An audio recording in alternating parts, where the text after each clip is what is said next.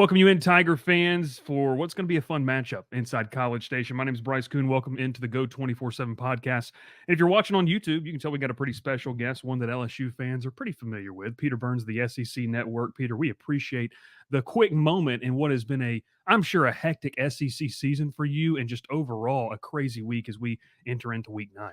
Yeah, I mean, it's crazy that we're here in week 9, and I don't know who's going to make it to Atlanta. I don't know who the college football playoff teams are. I don't know who's going to win the Heisman. I mean, and I don't know really, what to make of LSU football, in right now. So I'd say this has been the most exciting season in college football since probably 2007, and obviously that worked out pretty damn well for LSU fans back in the day. So yeah, and it kind of just starts right now. I mean, LSU's put themselves in a situation to be a part of the college football playoff discussion, which everybody wanted to have happen. But after that loss against USC, you're thinking, what the hell is this team? Well, they've been a team that Brian Kelly continues to get better week in and week out. I think that's where the coaching staff has really helped this squad.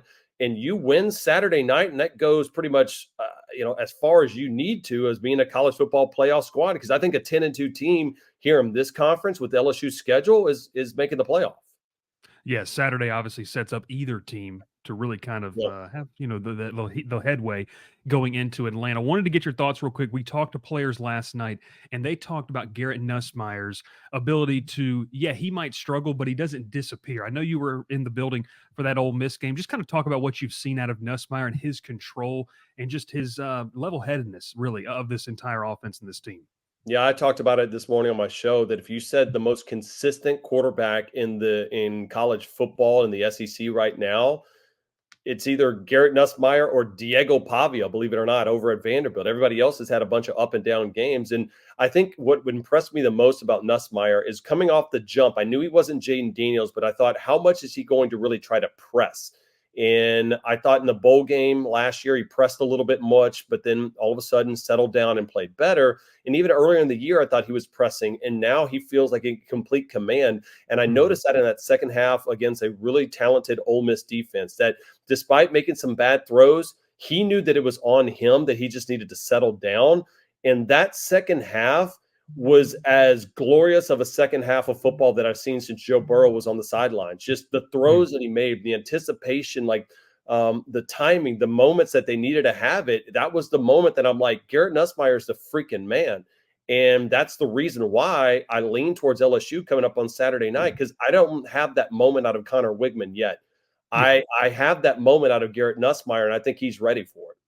Everyone keeps pointing to that, anticipation throw to Aaron Anderson there on fourth Unreal. down, which is ridiculous. I've seen it 35 times, and I still am like, how? And it's not on a first or second down. We're talking the entire game is on the line, and he throws to that point. And I don't even think it was his first progression. I think that was like the third read, but he knew exactly where to throw it. And that's NFL type stuff.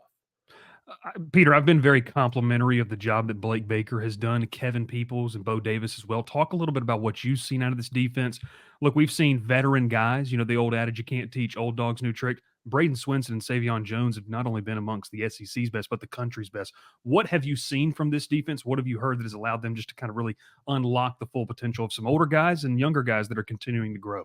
I think it's getting their confidence back. I think at some point, last year when you have the injuries that LSU had, some of the transfers that didn't pan out, and all of a sudden you're just lost. And then you're trying to also find a spot to put Harold Perkins in, which you had to maneuver a bunch of people around. So nobody really knew what role they were going to play. And we all loved Harold Perkins. Harold Perkins is one of the most exciting football players I've seen at LSU in a long time. But in a weird way, this LSU team seems more settled without him. And again, that's not a knock on Harold. It's just it's the fact that everybody kind of knows their role. And Blake Baker says, "I'm not trying to force anybody into any spot. We're just going to play the best players at the best position. Everybody knows their role, and they're gelling." And I think that was the one thing that LSU fans that truly knew this team were excited from the get-go, is that when you looked at the return of what coaches Brian Kelly brought to Baton Rouge, they said, these are our guys. These are not just, hey, it's, you take the head coaching job and you bring over whoever you want to bring over, which a lot of head coaches do. I think Brian Kelly needed to have trust to be like, some of these guys know this area better than me. They know how to coach. How do I get them back in here and win over this coaching staff and the fan base? And I think it's playing its role right now. And that's why you see LSU developing players. And sometimes that doesn't necessarily happen. So I think there should be a lot of credit to Brian Kelly for putting the right staff together this time as well. Yeah, Woodweek's taken not only the SEC Oh, by storm, but he's I Devin think White. college I mean, football he's fans he's the everywhere. he's the honey badger. I mean, he's everything that we've been waiting. When was the last time we had a player that had swagger on defense? Very And true. I as much as I loved and got punch drunk on the offense being good in 2019 was so much fun.